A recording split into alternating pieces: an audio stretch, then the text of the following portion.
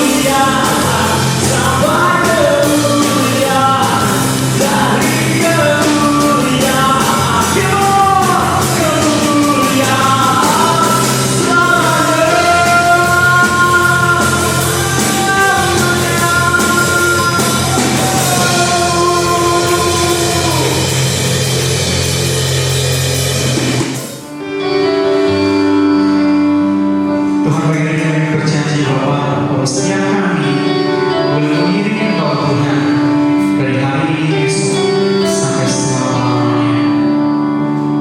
Amin.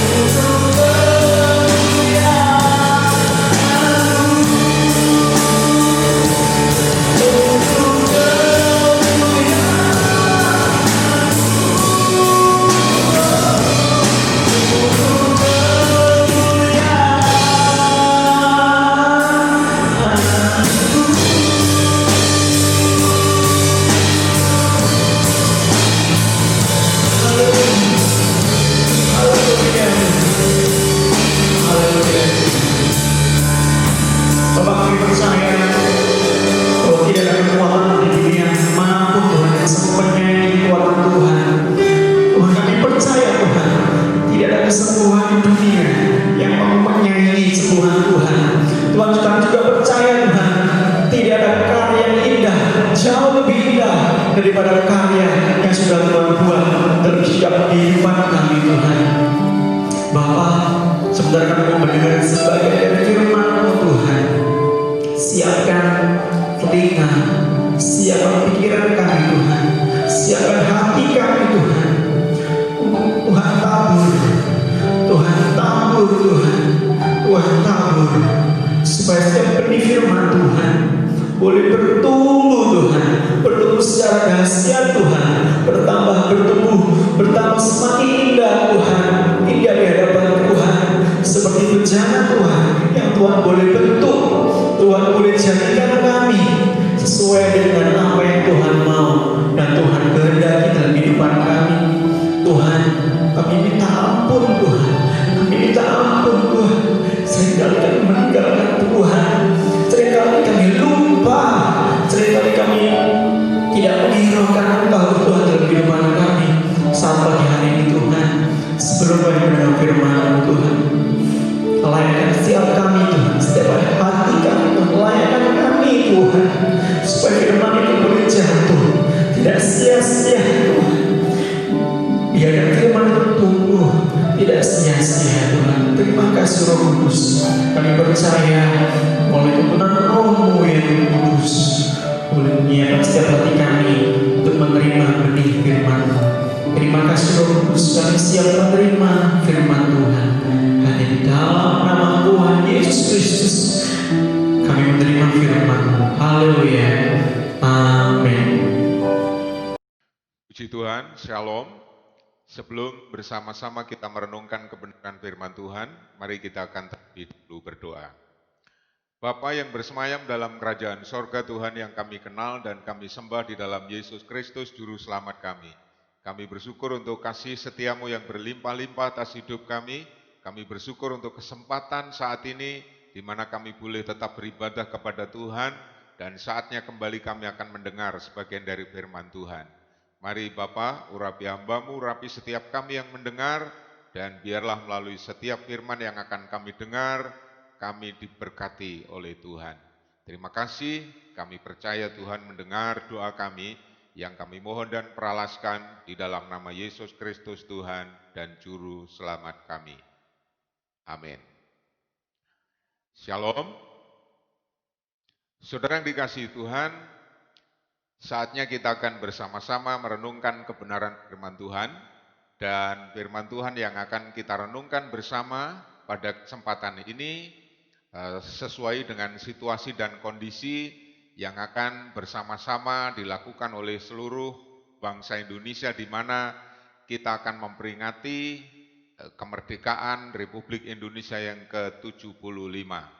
Nah, itu sebabnya saya menyampaikan sebuah renungan dengan tujuan supaya mudah kita ingat, dan renungan ini saya beri tema pentingnya perjuangan. Nah, saudara, kita semua tahu bahwa tanpa perjuangan kita tidak akan menjadi bangsa yang merdeka. Tanpa perjuangan kita akan berhenti pada titik yang membosankan. Tanpa perjuangan kita semua akan berada di dalam satu kebosanan karena kita harus hidup dalam penderitaan karena penjajahan bangsa asing. Nah, saudara yang dikasihi Tuhan, itu sebabnya kalau kita ingin terus menikmati satu kehidupan yang makin hari makin meningkat, satu kehidupan yang makin hari makin melihat perubahan demi perubahan, maka satu hal yang perlu kita ingat bahwa kita harus terus berjuang. Nah, mengapa kita harus terus berjuang? Saudara yang dikasihi Tuhan, karena hidup adalah sebuah perjuangan. Nah, ayat yang memotivasi saya untuk menyampaikan sebuah tema tentang pentingnya sebuah perjuangan adalah berlatar belakang dari Injil Lukas pasal 13, di mana pada ayat 23 ada seorang yang bertanya kepada Tuhan Yesus dengan satu pertanyaan begini, Tuhan, sedikitkah orang yang diselamatkan? Nah, banyakkah orang yang diselamatkan? Kurang lebih seperti itu pertanyaannya. Nah, yang mengejutkan, Tuhan Yesus tidak menjawab banyak atau sedikit, tetapi Tuhan Yesus menjawab dengan sebuah kalimat, berjuang untuk masuk melalui pintu yang sesak itu, sebab aku berkata kepadamu, banyak orang akan berusaha untuk masuk, tidak akan dapat. Saudara sekalian, pertanyaan yang sebenarnya bisa dijawab dengan mudah, yang diselamatkan banyak atau sedikit, tapi ternyata oleh Tuhan Yesus dijawab dengan mengatakan, berjuanglah. Nah, dari sinilah saya mengambil satu kesimpulan bahwa perjuangan adalah sesuatu yang sangat penting. Saudara yang dikasihi Tuhan, berkenaan dengan keselamatan yang ditanyakan oleh orang tersebut, rasanya ketika kita merenungkan ayat ini memang bukan satu hal yang mudah. Tuhan Yesus mengatakan banyak orang akan berusaha, akan berjuang untuk masuk. Berarti kalimat terakhir, tetapi tidak akan dapat. Nah, jadi berarti sekalipun sudah berjuang, hasilnya ternyata belum pasti. Namun demikian, mengingat apa yang dikatakan oleh Tuhan Yesus kepada orang yang bertanya, berjuanglah, maka kita harus tetap berjuang. Ya, sekalipun kita tahu hasilnya belum pasti karena banyak orang yang akan masuk tetapi tidak akan dapat katanya. Saudara sekalian, karena memang berbicara tentang keselamatan seperti yang ditanyakan oleh orang tersebut, keselamatan itu atau keselamatan iman Kristen itu terima kita peroleh bukan semata karena perjuangan kita, tetapi karena anugerah Tuhan. Surat Efesus pasal 2 ayat 8, Rasul Paulus menjelaskan kepada jemaat di Efesus, sebab karena kasih karunia kamu diselamatkan oleh iman, itu bukan hasil usahamu sendiri, tetapi pemberian Tuhan. Nah, jadi keselamatan iman Kristen memang kita percaya, kita akui, bukan hasil perjuangan kita, tapi karena anugerah Tuhan, karena kasih karunia Tuhan, maka Tuhan mengaruniakan keselamatan kepada saudara dan saya, orang percaya. Ya, kalau berjuang supaya makin banyak yang diselamatkan, kalau berjuang bukan untuk diri kita sendiri, ya, jadi diri kita yang sudah percaya berarti sudah menerima anugerah Tuhan, karena ayatnya mengatakan barang siapa yang percaya tidak binasa melainkan beroleh hidup yang kekal, berarti sementara kita tetap percaya kepada Yesus Kristus sebagai Tuhan dan Juru Selamat, keselamatan kita terjamin. Lalu kita berjuang untuk apa? Untuk apa lagi? Saudara yang dikasihi Tuhan, kalau berjuang supaya makin banyak yang diselamatkan, rupanya itu terus harus kita kerjakan. Kenapa? Karena itu merupakan amanat agung Tuhan Yesus sebelum Tuhan Yesus kembali ke sorga. Matius 28 ayat 19 dan 20 mengatakan, karena itu pergilah, jadikanlah semua bangsa muridku dan baptislah mereka dalam nama Bapa, Anak, dan Roh Kudus, dan ajarlah mereka melakukan segala sesuatu yang telah kuperintahkan kepadamu, dan ketahuilah, ku menyertai kamu senantiasa sampai kepada akhir zaman. Nah, saudara sekalian, dari ayat inilah saya tadi mengatakan bahwa berjuang untuk orang lain supaya diselamatkan sama seperti kita, hukumnya wajib. Jadi inti dari Matius 28 ayat 19 dan 20 adalah supaya melalui hidup kita yang sudah diselamatkan ini, ada juga orang yang akan diselamatkan. Perintah pergilah harus kita bergerak. Bergerak kemana? Berjuang demi keselamatan jiwa-jiwa. Saudara sekalian, tidak taat adalah kodrat semua manusia berdosa. Dan merubah untuk menjadi taat adalah sebuah perjuangan. Ya, karena memang dari sononya, atau kalau kita lihat nenek moyang kita, mereka sudah jatuh ke dalam dosa karena ketidaktaatannya. Ya, mereka lebih percaya perkataan setan daripada kepada firman Tuhan itu sendiri. Nah, dari situlah maka kita tahu bahwa seluruh umat manusia yang mengaku keturunan Adam dan Hawa adalah mereka juga yang tidak memiliki ketaatan seperti yang diharapkan oleh Tuhan. Saudara yang dikasihi Tuhan, egois, hidup bagi diri sendiri, ada pada setiap orang. Untuk bisa hidup demi orang lain, untuk bisa hidup demi keselamatan orang lain, adalah juga sebuah perjuangan. Saudara sekalian, namun demikian ketika kita belajar ke firman Tuhan, ketika kita belajar dari firman Tuhan mengajarkan kepada kita hal-hal yang sangat sederhana sekali. Dan kalau hal-hal yang sederhana itu bisa kita terapkan, kita bisa lakukan dalam kehidupan kita sehari-hari, maka firman Tuhan mengatakan akan ada banyak orang yang mempermuliakan Tuhan, pastinya karena mereka diselamatkan.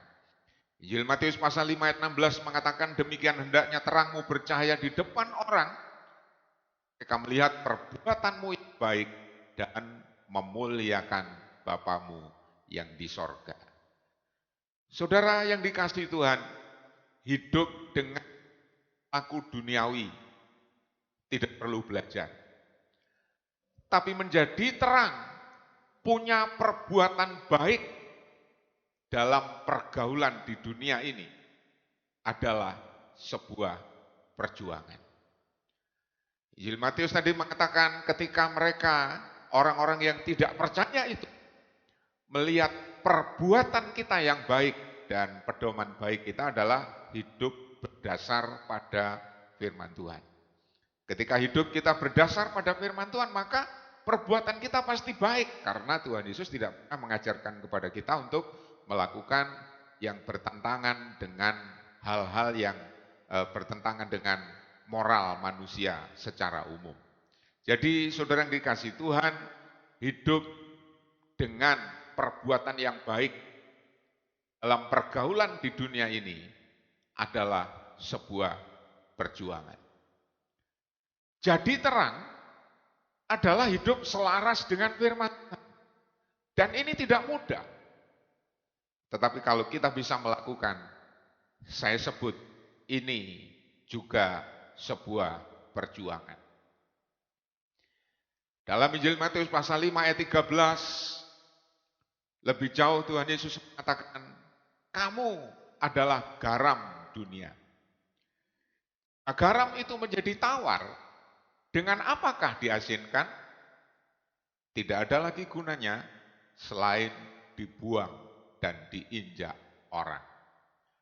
Saudara yang dikasihi Tuhan, selain orang percaya, yaitu saudara dan saya, oleh Tuhan Yesus digambarkan atau diperintahkan untuk menjadi terang, maka di bagian yang kedua ini, ternyata orang percaya juga diperintahkan oleh Tuhan Yesus untuk menjadi garam. Menjadi terang, itu artinya memiliki perbuatan baik sesuai Injil Matius yang kita baca bersama tadi. Tapi kalau menjadi garam, kita semua tahu fungsi garam adalah memberi rasa. Saya pernah seorang yang saya nilai, kalau memasak pasti masakannya itu enak rata-rata. Dia bercerita kepada saya, dia memberitahu saya bahwa rahasia masakan itu bisa enak atau tidak itu bergantung pada pemberian garamnya pas atau tidak. Ya, walaupun bumbunya banyak, tapi kalau nggak ada garam, nggak ada rasa. Tapi sebaliknya juga, bumbunya sudah seimbang, tapi garamnya kebanyakan, juga nggak enak. Nah, saudara yang dikasih, ketika kita diharapkan oleh Tuhan untuk menjadi garam, berarti kita harus memberi rasa. Kepada siapa yang kita beri sesuai konteks yang kita bahas tentang keselamatan jiwa, tentang berjuang demi supaya banyak jiwa diselamatkan, adalah bahwa kita harus menjadi pengaruh, memberi rasa bermanfaat, khususnya tentu bagi orang yang terdekat dengan kita. Ya, karena garam pada masaan itu tidak ditabur dengan ngawur-ngawuran, tapi tepat pada tempatnya. Nah, saudara yang dikasih Tuhan, jika kita pernah mendengar berjuang untuk Tuhan, sebenarnya maksudnya adalah berjuang supaya makin banyak jiwa yang diselamatkan. Saudara yang dikasih Tuhan, ketika kita bisa menyerang, memiliki perbuatan baik di tengah-tengah masyarakat yang moralnya sudah semakin rusak, maka kita bisa menjadi terang bagi mereka, dan sesuai dengan firman Tuhan, ketika mereka melihat perbuatan kita yang baik, mereka juga akan ikut memuliakan Bapa yang di sorga, ikut diselamatkan oleh anugerah Tuhan. Sesuai dengan Injil Matius pasal 5 ayat 13 yang kita baca, bahwa Tuhan menghendaki supaya kita menjadi garam, artinya bisa memberi rasa, kehadiran kita di tengah-tengah masyarakat bisa mencairkan suasana, menyegarkan suasana, memberi rasa. Kalau tadi suasananya mungkin tidak menyenangkan dengan kehadiran kita, jadi ceria, ya, jadi hidup kembali suasana. Nah, kita bisa menjadi berkat bagi mereka. Nah, itu juga artinya kita bermanfaat bagi orang yang di sekitar kita, dan Tuhan dimuliakan lewat kehidupan kita. Saudara yang dikasih Tuhan, mari kita akan renungkan 3 hal lagi yang perlu kita perjuangkan selama kita masih diberi kesempatan oleh Tuhan untuk hidup di dunia yang fana. Jadi 2 hal tadi penting, ya, itu bukan untuk diri kita sendiri, tapi demi orang lain supaya mereka bisa diselamatkan seperti kita, maka perjuangan terus perlu kita lakukan. Gak usah susah-susah, gak usah saudara pergi melangkah ke dunia mana-mana seperti yang ditulis dalam Injil Matius tadi. Tapi cukup kita menjadi terang dan cukup kita menjadi garam. Nah, kalau boleh saya tambahkan, ada 3 hal lagi yang perlu terus-menerus kita perjuangkan selama kita masih mendapat kesempatan untuk hidup di dunia ini. Yang pertama, saya pikir kita terus perlu berjuang demi kebahagiaan keluarga bagi yang sudah berkeluarga, ya, demi kebahagiaan rumah tangga bagi yang sudah berumah tangga, dan demi masa depan kita. Kita harus terus berjuang. Nah, saudara sekalian, dan yang kedua, saya pikir yang perlu juga terus tetap kita perjuangkan di masa pandemi ini adalah terus berjuang demi kesehatan kita. Dan yang ketiga, yang pernah saya sampaikan rasanya yang perlu terus kita perjuangkan di masa-masa yang sulit ini adalah juga demi perekonomian kita. Nah, saudara yang dikasihi Tuhan, kita tentu ingat bahwa satu keadaan yang sangat kita perlukan, membutuhkan perhatian kita adalah kebahagiaan dalam sebuah keluarga.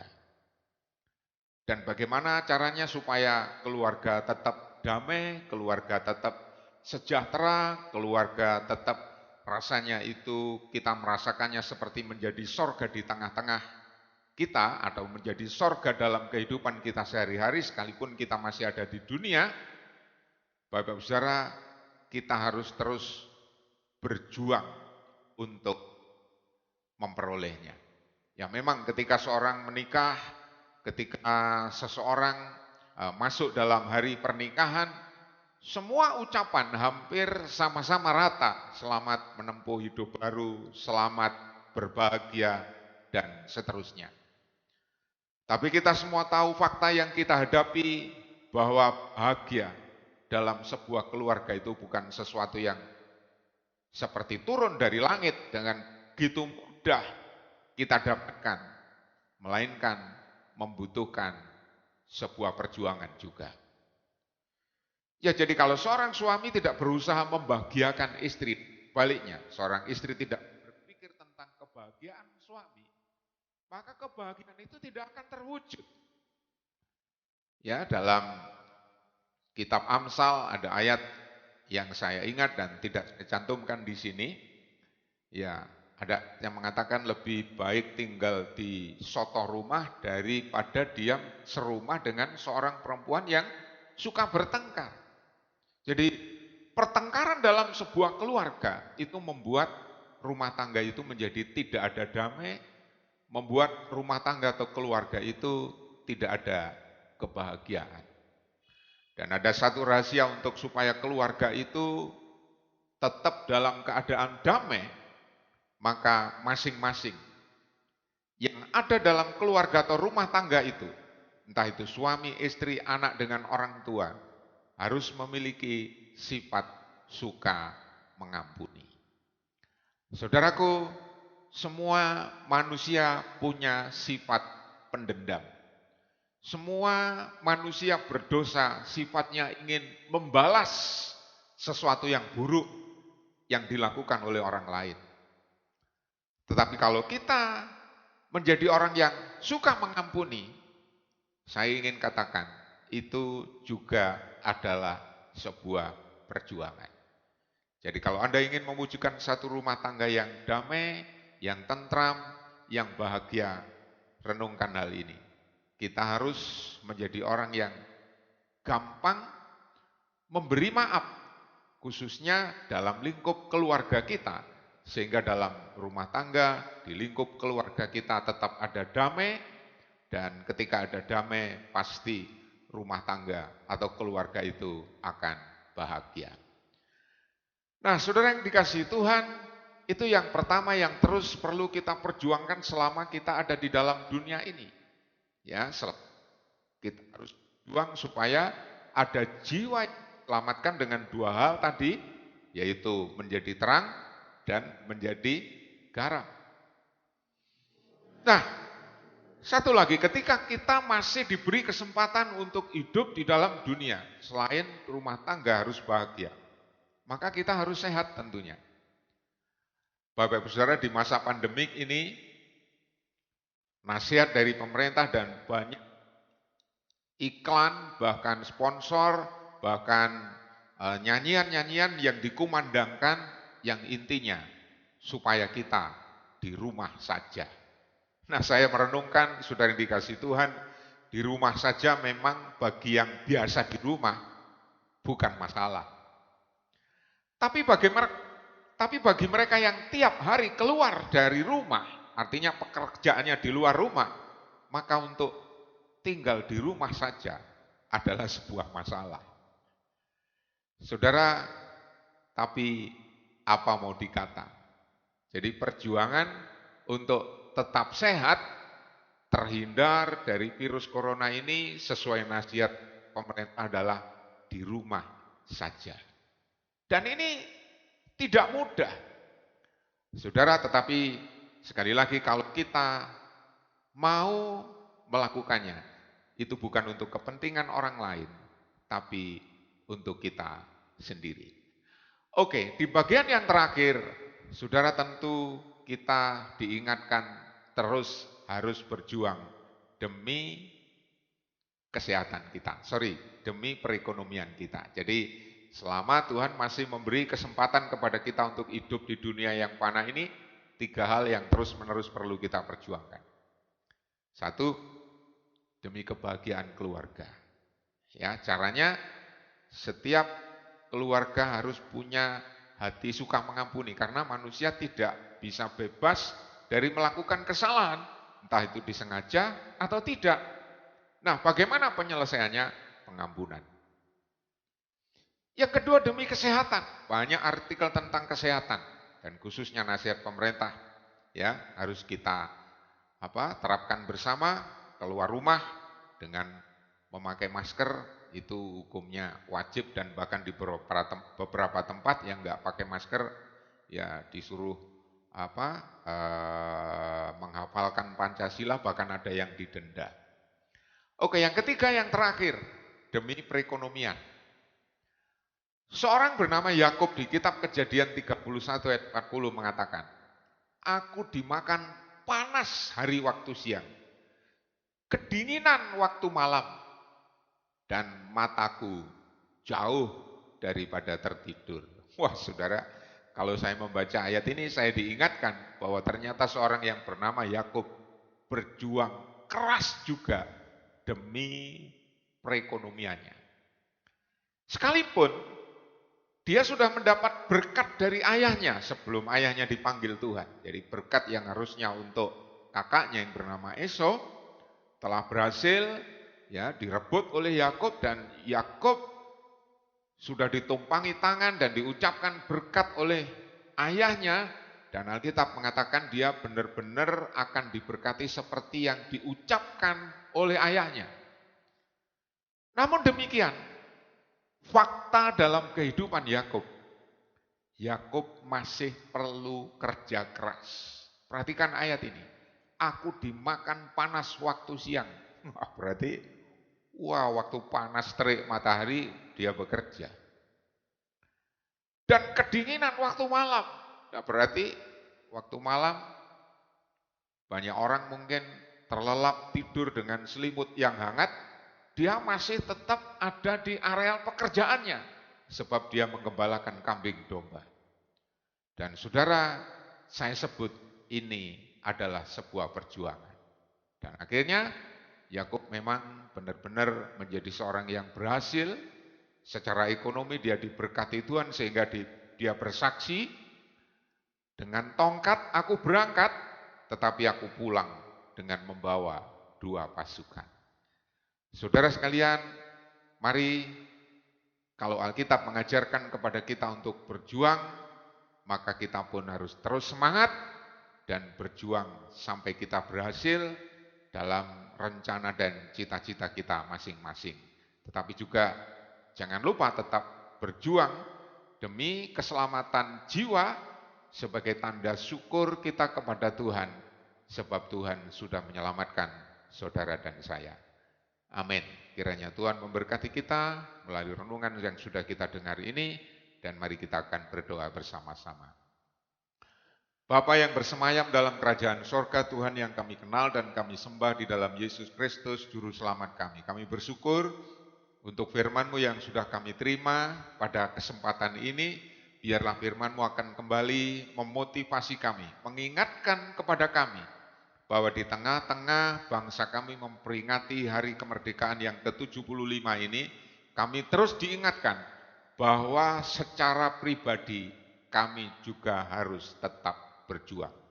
Karena kalau nenek moyang kami tidak berjuang, kami tidak mungkin menikmati kemerdekaan saat ini. Demikian juga biarlah setiap kami diingatkan bahwa hidup memang adalah sebuah perjuangan. Biarlah setiap kami diingatkan bahwa demi keselamatan jiwa-jiwa kami harus terus berjuang. Sebagai tanda syukur kami kepada Tuhan, sebab Tuhan sudah lebih dulu menyelamatkan kami. Dan biarlah setiap kami juga diingatkan bahwa demi kebahagiaan dalam sebuah keluarga, kami juga harus terus berjuang. Sebab kami tahu kebahagiaan itu tidak turun dari langit, tapi itu hasil dari sebuah perjuangan. Biarlah setiap kami juga terus berjuang dan tidak bosan-bosannya ketika diingatkan untuk menjadi sehat. Karena kami tahu sehat itu juga sesuatu yang mahal harganya. Buat apa kami memiliki semuanya kalau hidup kami tidak sehat? Itu sebabnya ingatkan kepada kami bahwa untuk sehat pun kami harus terus berjuang. Tuhan, dalam menghadapi situasi yang sulit tentunya yang ada hubungannya dengan masalah ekonomi, kami juga harus terus berjuang. Ingatkan kepada kami tentang apa yang sudah dibuat oleh Yakub, yang sekalipun sudah mendapat berkat anak sulung, namun ternyata dia tetap kerja keras. Dia bersaksi dimakan panas hari waktu siang dan kedinginan waktu malam. Dan ketika kami merenungkan ini adalah contoh di mana bahwa kami harus juga kerja keras demi keberhasilan kami secara materi. Tuhan, biarlah kiranya meteraikan firman-Mu ini dalam setiap hati kami, supaya setelah kami mendengar firman-Mu ini, semangat kami boleh dibangkitkan lagi, dan kami terus tetap berjuang sampai kedatangan Tuhan yang kedua kali. Terima kasih Bapa, kami percaya Engkau memberkati setiap kami yang sudah mendengar firman-Mu. Dan kalau sebentar lagi setiap umat-Mu mendapat kesempatan untuk memberi persembahan, berkati setiap tangan yang akan memberi persembahan dan kembalikan berkali lipat sesuai dengan janji-Mu. Terima kasih Bapa, kami percaya Engkau mendengar doa kami dan memberkati kami semua. Bapak Ibu, saudara yang dikasihi Tuhan, biarlah kiranya damai, sejahtera, sukacita, berkat Tuhan yang berlimpah, baik jasmani maupun rohani, menyertai menjadi bagian kita. Mulai saat ini sampai Maranatha, Tuhan Yesus datang kembali kedua kali menjemput kita di awan-awan yang permai. Setiap kita yang diberkati Tuhan, mari bersama katakan, amin. Puji Tuhan, sampai di sini renungan yang bisa saya sampaikan. Tuhan Yesus memberkati.